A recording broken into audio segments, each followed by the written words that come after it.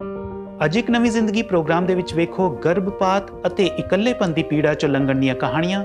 ਸੁਣਾਂਗੇ ਐਪੀਫੈਨੀ church Amritsar ਦੀ choir ਵੱਲੋਂ ਗੀਤ ਅਤੇ ਕਰਾਂਗੇ ਤੁਹਾਡੇ ਲਈ ਪ੍ਰਾਰਥਨਾ।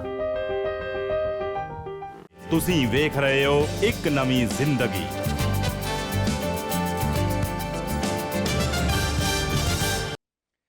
ਨਮਸਕਾਰ ਦੋਸਤੋ, ਇੱਕ ਵਾਰ ਫਿਰ ਤੁਹਾਡਾ ਸਵਾਗਤ ਹੈ ਤੁਹਾਡੇ ਮਨਪਸੰਦ ਪ੍ਰੋਗਰਾਮ ਇੱਕ ਨਵੀਂ ਜ਼ਿੰਦਗੀ ਦੇ ਵਿੱਚ। ਅਤੇ ਅੱਜ ਅਸੀਂ ਗੱਲ ਕਰਾਂਗੇ ਕਿ ਔਖੇ ਸਮੇਂ ਤੋਂ ਕਿਵੇਂ ਬਚਣਾ ਹੈ। ਜਦੋਂ ਜ਼ਿੰਦਗੀ ਦੇ ਵਿੱਚ ਇੱਕ ਤੋਂ ਬਾਅਦ ਇੱਕ ਮੁਸੀਬਤਾਂ ਆਉਂਦੀਆਂ ਹਨ ਤਾਂ ਅਕਸਰ ਅਸੀਂ ਆਪਣਾ ਹੌਸਲਾ ਖੋ ਦਿੰਦੇ ਹਾਂ। ਪਰ ਕੀ ਇਹ ਦਰਦ ਸਦਾ ਦੇ ਲਈ ਰਹਿਣ ਵਾਲਾ ਹੈ ਜਾਂ ਕੋਈ ਹੈ ਜੋ ਤੁਹਾਨੂੰ ਅਜਿਹੀ ਔਖੀ ਪਰਿਸਥਿਤੀਆਂ ਦੇ ਵਿੱਚੋਂ ਪਾਰ ਲੰਘਾਵੇਗਾ? ਅੱਜ ਵੇਖਾਂਗੇ ਇੱਕ ਅਜਿਹੀ ਔਰਤ ਦੀ ਕਹਾਣੀ ਜਿਨ੍ਹਾਂ ਨੇ ਆਪਣੇ ਜੀਵਨ ਦੇ ਸਭ ਤੋਂ ਵੱਡੇ ਦੁੱਖ ਮਿਸਕੈਰੇਜ ਯਾਨੀ ਕਿ ਗਰਭਪਾਤ ਦਾ ਸਾਹਮਣਾ ਕੀਤਾ। ਲੇਕਿਨ ਅਜਿਹੀ ਪੀੜਾ ਦੇ ਬਾਵਜੂਦ ਉਹਨਾਂ ਨੇ ਕਿਵੇਂ ਆਪਣੇ ਵਿਸ਼ਵਾਸ ਨੂੰ ਬਣਾਈ ਰੱਖਿਆ, ਆਓ ਵੇਖਦੇ ਹਾਂ ਪਰਵੀਨ ਮਸੀਹ ਦੀ ਇਹ ਸੱਚੀ ਕਹਾਣੀ। ਪੰਜਾਬ ਦੇ ਡਿਸਟ੍ਰਿਕਟ ਕਪੂਰਥਲਾ ਦੇ ਇੱਕ ਮਸੀਹੀ ਪਰਿਵਾਰ ਵਿੱਚ ਪਰਵੀਨ ਮਸੀਹ ਦਾ ਜਨਮ ਹੋਇਆ ਅਤੇ ਉਸ ਦਾ ਵਿਆਹ ਅਮਰੀਕਾ ਵਿੱਚ ਰਹਿਣ ਵਾਲੇ ਪਾਸਟਰ ਜੂਨਸ ਮਸੀਹ ਦੇ ਨਾਲ ਤੈਅ ਹੋਇਆ। ਮੇਰੀ ਸ਼ਾਦੀ ਜਦ 2009 ਚ ਹੋਈ ਤਾਂ ਅਸੀਂ ਬਹੁਤ ਖੁਸ਼ ਸੀ। ਸਾਡਾ ਨੇਚਰ, ਮੇਰਾ ਬਹੁਤ ਨੇਚਰ ਖੁਸ਼ ਸੀਗਾ, ਮੇਰੇ ਪਤੀ ਦਾ ਵੀ ਉਦਾਂ ਦਾ ਹੀ ਸੀਗਾ ਤੇ ਸਾਡੀ ਦੋਵਾਂ ਦੀ ਜ਼ਿੰਦਗੀ ਬਹੁਤ ਅਸੀਂ ਖੁਸ਼ੀ ਦੇ ਨਾਲ ਬਤੀਤ ਕਰਦੇ ਸੀਗੇ। 2012 ਦੇ ਵਿੱਚ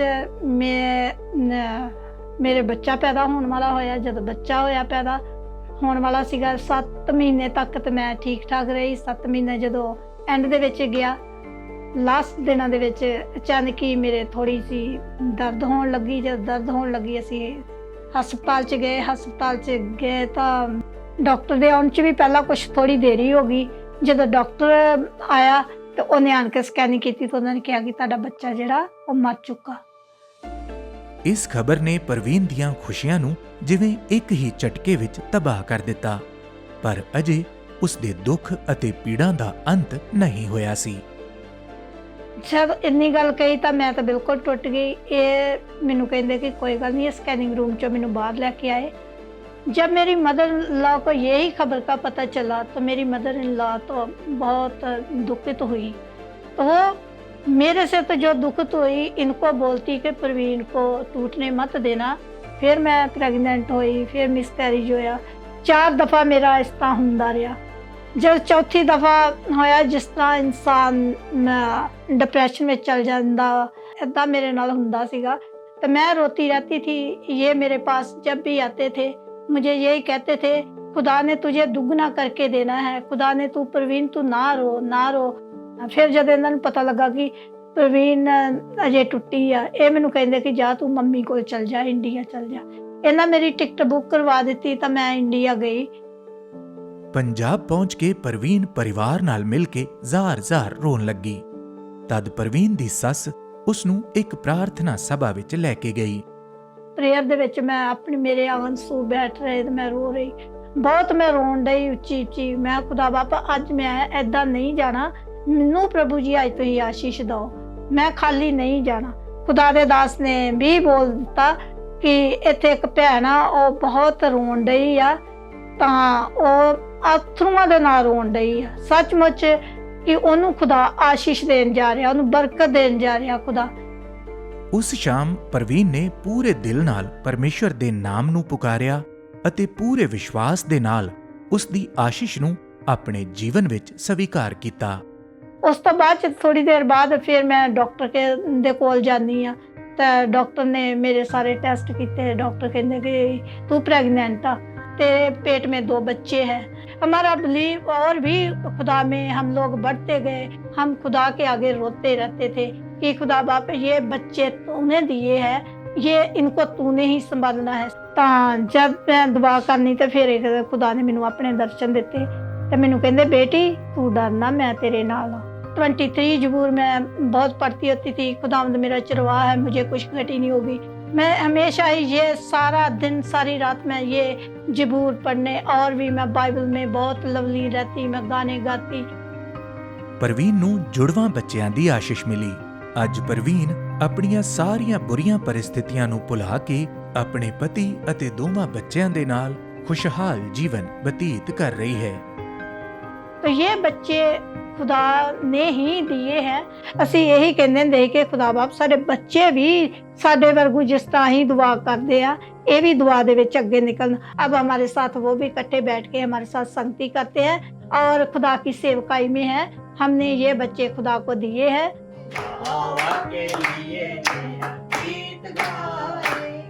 ਜਿਹੜੇ ਅੱਜ ਦੁਖੀ ਲਾਚਾਰ ਆ, ਮੈਂ ਉਹਨਾਂ ਨੂੰ ਭੈਣਾਂ ਨੂੰ ਕਹਿਣਾ ਚਾਹੁੰਦੀ ਆ ਕਿ ਤੁਸੀਂ ਵੀ ਖੁਦਾ ਦੇ ਅੱਗੇ ਰੋ।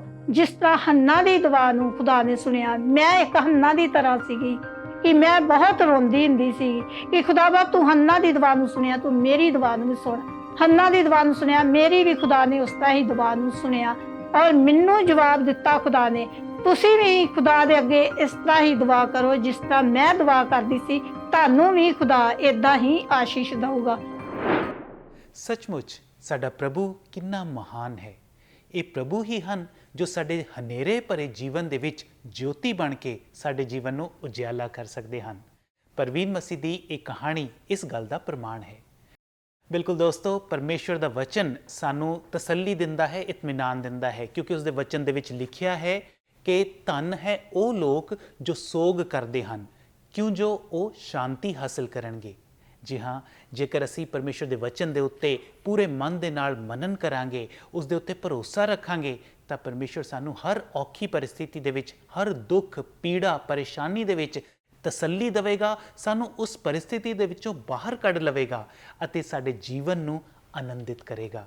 ਦੋਸਤੋ, ਜੇਕਰ ਤੁਸੀਂ ਵੀ ਇੱਕ ਅਜਿਹੀ ਹੀ ਕਿਸੇ ਪੀੜਾ ਦੇ ਵਿੱਚੋਂ, ਪਰੇਸ਼ਾਨੀ ਦੇ ਵਿੱਚੋਂ, ਔਖੀ ਪਰਿਸਥਿਤੀ ਦੇ ਵਿੱਚੋਂ ਲੰਘ ਰਹੇ ਹੋ, ਤਾਂ ਤੁਸੀਂ ਜ਼ਰੂਰ ਪ੍ਰਭੂ ਦੇ ਉੱਤੇ ਭਰੋਸਾ ਕਰੋ। ਜੇਕਰ ਤੁਸੀਂ ਆਪਣੇ ਲਈ ਪ੍ਰਾਰਥਨਾ ਕਰਵਾਉਣੀ ਚਾਹੁੰਦੇ ਹੋ ਤਾਂ ਤੁਸੀਂ ਸਾਡੇ all India prayer line number 9910401010 ਤੇ ਕਾਲ ਕਰ ਸਕਦੇ ਹੋ ਅਤੇ ਅਸੀਂ ਤੁਹਾਡੇ ਲਈ ਜ਼ਰੂਰ ਪ੍ਰਾਰਥਨਾ ਕਰਾਂਗੇ। ਹੁਣ ਸਮਾਂ ਹੈ ਇੱਕ ਛੋਟੀ ਜਿਹੀ ਬ੍ਰੇਕ ਲੈਣ ਦਾ, ਲੇਕਿਨ ਤੁਸੀਂ ਕਿਧਰੇ ਨਾ ਜਾਣਾ, ਕਿਉਂਕਿ ਵਾਪਸ ਆ ਕੇ ਅਸੀਂ ਵੇਖਾਂਗੇ ਇੱਕ ਹੋਰ ਸੱਚੀ ਕਹਾਣੀ। एक नई जिंदगी हर बुधवार आपके लिए राष्ट्रीय क्षेत्रों का रंग नेशनल टीवी के रंगमंच पर लाता है। देखिए सच्ची कहानियां, सुनिए चर्च कॉयर्स और सैर करिए ऐतिहासिक गिरजों की। हर बुधवार चलिए एक नए क्षेत्र में। देश विदेश से एक नई जिंदगी रीजनल फोकस देखने के लिए give to CBN। Welcome back friends. ਅੱਜ ਅਸੀਂ ਗੱਲ ਕਰ ਰਹੇ ਹਾਂ ਕਿ ਔਖੇ ਸਮੇਂ ਤੋਂ ਕਿਵੇਂ ਬਚਣਾ ਹੈ। ਦੋਸਤੋ, ਕੀ ਤੁਹਾਡੇ ਵਿੱਚੋਂ ਕੋਈ ਇਕੱਲੇਪਨ ਦੀ ਪੀੜਾ ਦੇ ਵਿੱਚੋਂ ਕਦੇ ਗੁਜ਼ਰਿਆ ਹੈ?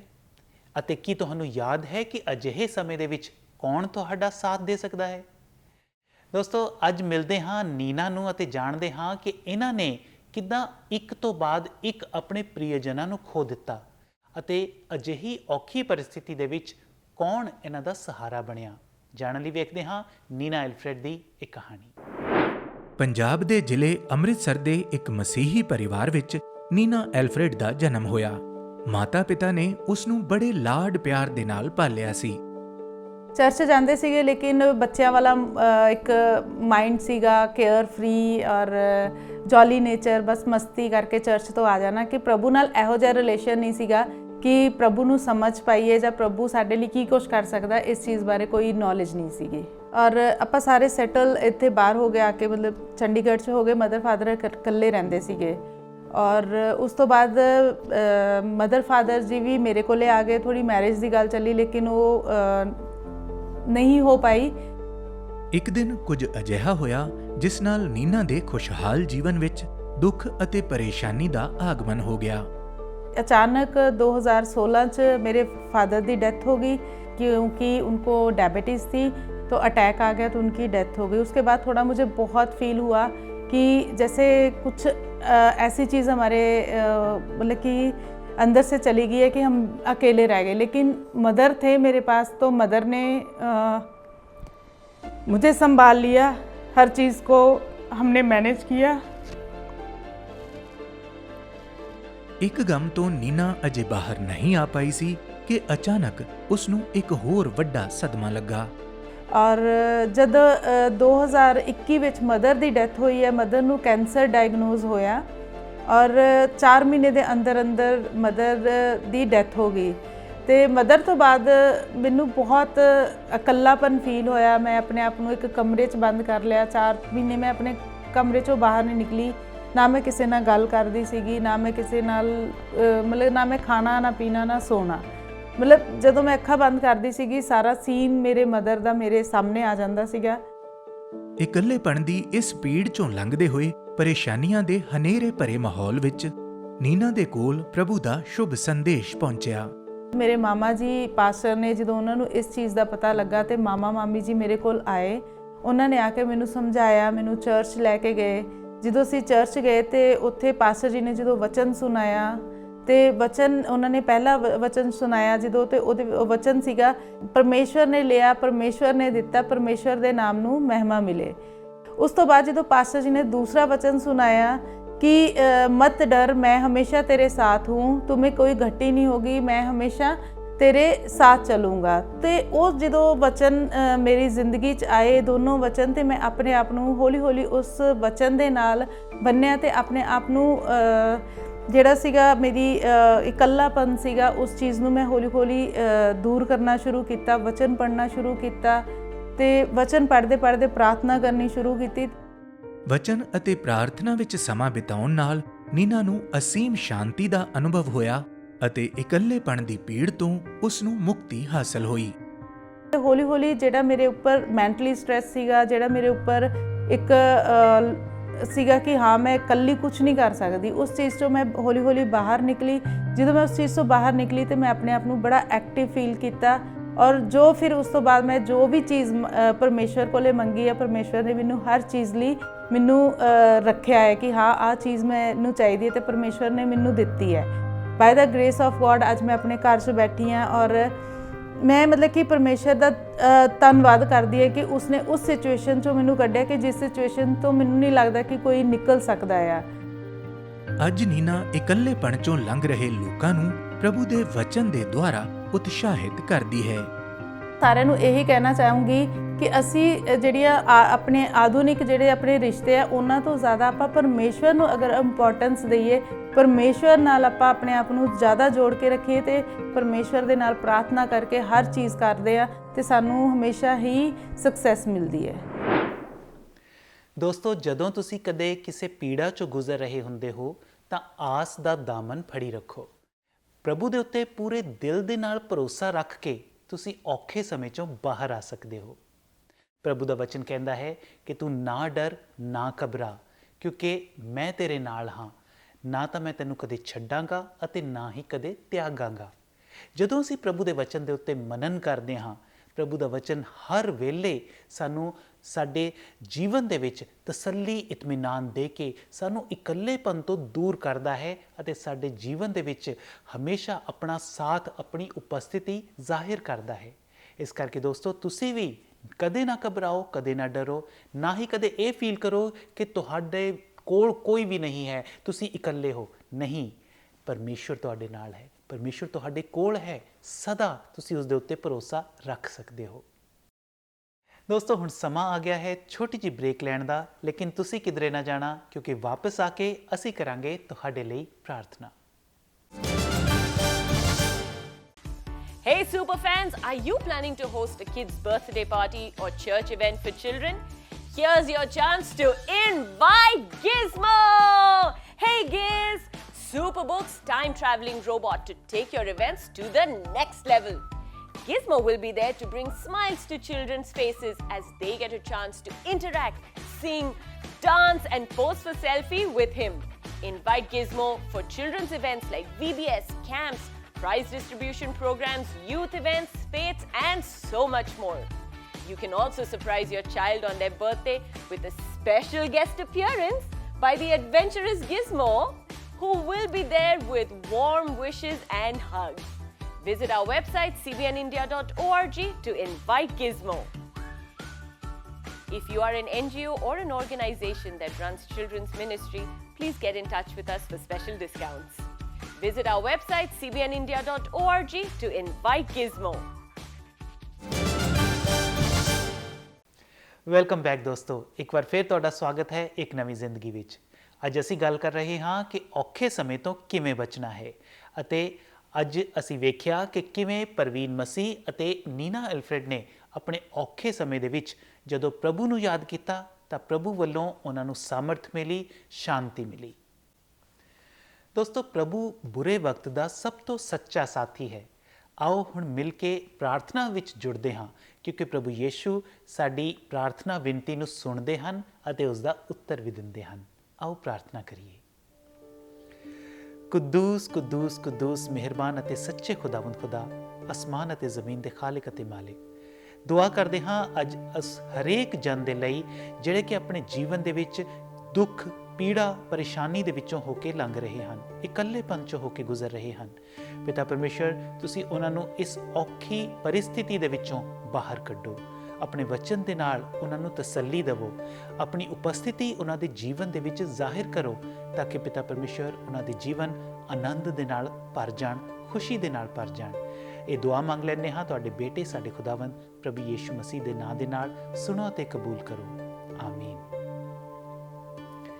ਦੋਸਤੋ, ਉਮੀਦ ਕਰਦੇ ਹਾਂ ਕਿ ਤੁਹਾਨੂੰ ਆਪਣੇ ਜੀਵਨ ਦੇ ਵਿੱਚ ਪ੍ਰਭੂ ਜ਼ਰੂਰ ਸ਼ਾਂਤੀ ਦੇਣਗੇ, ਤਸੱਲੀ ਦੇਣਗੇ। ਆਓ ਹੁਣ ਵੇਖਦੇ ਹਾਂ ਕਿ ਪ੍ਰਭੂ ਦਾ ਵਚਨ ਅੱਜ ਸਾਨੂੰ ਕਿਵੇਂ ਗਾਈਡ ਕਰ ਰਿਹਾ ਹੈ, ਕਿਵੇਂ ਸਾਨੂੰ ਸ਼ਾਂਤੀ ਪ੍ਰਦਾਨ ਕਰ ਰਿਹਾ ਹੈ। ਮੇਰੇ ਅੱਗੇ ਪ੍ਰਾਰਥਨਾ ਕਰ ਅਤੇ ਮੈਂ ਤੇਰੀ ਪ੍ਰਾਰਥਨਾ ਸੁਣਾਂਗਾ ਅਤੇ ਮੈਂ ਤੈਨੂੰ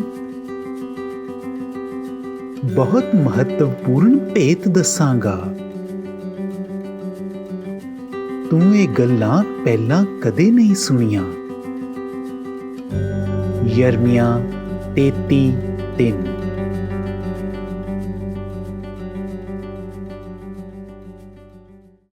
ਦੋਸਤੋ, ਕਿੰਨਾ ਭਲਾ ਹੈ ਸਾਡਾ ਪ੍ਰਭੂ ਜੋ ਸਾਡੀ ਪ੍ਰਾਰਥਨਾ ਬੇਨਤੀ ਨੂੰ ਸੁਣਦਾ ਵੀ ਹੈ ਅਤੇ ਉਸ ਦਾ ਉੱਤਰ ਵੀ ਦਿੰਦਾ ਹੈ। ਅੱਜ ਦੇ ਪ੍ਰੋਗਰਾਮ ਦੇ ਵਿੱਚ ਅਸੀਂ ਜਾਣਿਆ ਕਿ ਸਾਡੇ ਜੀਵਨ ਦੇ ਵਿੱਚ ਔਖੇ ਸਮੇਂ ਤੋਂ ਅਸੀਂ ਕਿਵੇਂ ਬਚ ਸਕਦੇ ਹਾਂ। ਸਾਨੂੰ ਪੂਰਾ ਯਕੀਨ ਹੈ ਕਿ ਤੁਸੀਂ ਇਸ ਪ੍ਰੋਗਰਾਮ ਤੋਂ ਜ਼ਰੂਰ ਉਤਸ਼ਾਹਿਤ ਹੋਏ ਹੋਵੋਗੇ। ਇਸ ਪ੍ਰੋਗਰਾਮ ਨੂੰ ਜੇਕਰ ਤੁਸੀਂ ਦੂਸਰੇ ਲੋਕਾਂ ਤੱਕ ਟੀਵੀ ਅਤੇ ਡਿਜੀਟਲ ਮੀਡੀਆ ਦੇ ਰਾਹੀਂ ਪਹੁੰਚਾਉਣਾ ਚਾਹੁੰਦੇ ਹੋ ਤਾਂ ਤੁਸੀਂ ਆਪਣਾ ਯੋਗਦਾਨ ਸਾਨੂੰ ਭੇਜ ਸਕਦੇ ਹੋ। ਤੁਸੀਂ ਆਪਣਾ ਯੋਗਦਾਨ ਸਾਨੂੰ ਸਕਰੀਨ ਤੇ ਦਿੱਤੇ ਗਏ QR ਕੋਡ ਦੇ ਰਾਹੀਂ ਜਾਂ ਸਾਡੀ ਵੈਬਸਾਈਟ ਤੇ ਵਿਜ਼ਿਟ ਕਰਕੇ ਭੇਜ ਸਕਦੇ ਹੋ। ਦੋਸਤੋ, ਅਗਲਾ ਮਹੀਨਾ ਕ੍ਰਿਸਮਸ ਦਾ ਮਹੀਨਾ ਹੈ ਅਤੇ ਤੁਹਾਡੇ ਨਾਲ ਮਿਲ ਕੇ ਅਸੀਂ ਕ੍ਰਿਸਮਸ ਸੈਲੀਬ੍ਰੇਟ ਕਰਾਂਗੇ ਅਤੇ ਪ੍ਰਭੂ ਦੀ ਸ਼ਾਂਤੀ ਦੀ ਗੱਲ ਵੀ ਕਰਾਂਗੇ। ਦੋਸਤੋ, ਹੁਣ ਸਾਡਾ ਜਾਣ ਦਾ ਸਮਾਂ ਆ ਗਿਆ ਹੈ, ਲੇਕਿਨ ਜਾਂਦੇ ਜਾਂਦੇ ਤੁਸੀਂ ਸੁਣੋ ਅੰਮ੍ਰਿਤਸਰ ਦੇ ਐਪੀਫੈਨੀ ਚਰਚ ਦੀ ਕੁਆਇਰ ਵੱਲੋਂ ਗਾਇਆ ਗਿਆ ਇਹ ਗੀਤ, ਜਿਸ ਦੇ ਬੋਲ ਹਨ, ਕਫਾਰਾ ਮੇਰਾ ਤੂੰ ਹੀ ਹੈ। ਇਹ ਗੀਤ ਸਾਨੂੰ ਪਰਮੇਸ਼ਰ ਦੀ ਵਿਸ਼ਵਾਸ ਯੋਗਤਾ ਦੇ ਬਾਰੇ ਦੱਸਦਾ ਹੈ। ਤੁਸੀਂ ਇਸ ਗੀਤ ਦਾ ਆਨੰਦ ਲਵੋ। ਆਓ ਮਿਲ ਕੇ ਪ੍ਰਭੂ ਦੇ ਨਾਮ ਦੀ ਆਰਾਧਨਾ ਕਰੀਏ। God bless you.